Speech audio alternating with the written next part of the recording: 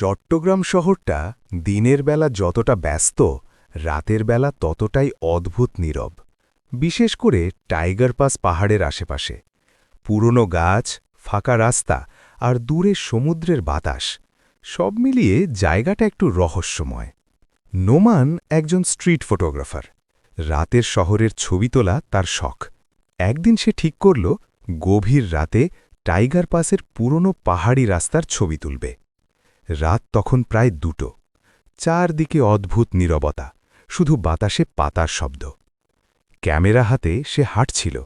হঠাৎ রাস্তার পাশে একটি পুরনো ভাঙা বাড়ি দেখতে পেল। বাড়িটার দরজা আধ খোলা। কৌতূহলবশত সে ভেতরে ঢুকে কয়েকটা ছবি তুলল।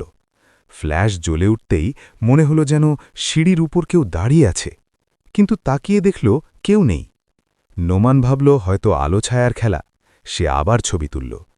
এবার ক্যামেরার স্ক্রিনে পরিষ্কার দেখা গেল সাদা কাপড় পরা এক মেয়ে সিঁড়ির ধাপে দাঁড়িয়ে আছে। নোমানের বুক কেঁপে উঠল। সে দ্রুত পিছনে ফিরে তাকাল, কিন্তু বাস্তবে সেখানে কিছুই নেই। হঠাৎ উপরের তলা থেকে ধীরে ধীরে পায়ের শব্দ আসতে লাগল। টাপ টাপ টাপ। তার হাত কাঁপতে লাগল। সে দ্রুত বাইরে বেরিয়ে দৌড় দিল। অনেক দূরে এসে থামল। সাহস করে আবার ক্যামেরার ছবি দেখতে লাগল। শেষ ছবিটা দেখে তার শরীর ঠান্ডা হয়ে গেল। ছবিতে সেই সাদা পোশাকের মেয়েটি ঠিক তার পিছনে দাঁড়িয়ে আছে, আর তার মুখটা অদ্ভুতভাবে ক্যামেরার দিকে হাসছে। এরপর থেকে নোমান আর কখনো রাতের বেলা টাইগার পাসে ছবি তুলতে যায়নি, কিন্তু মাঝে মাঝে সে এখনও শুনতে পায় রাতের নীরবতায় সেই ধীর পায়ের শব্দ। টাপ টাপ টাপ।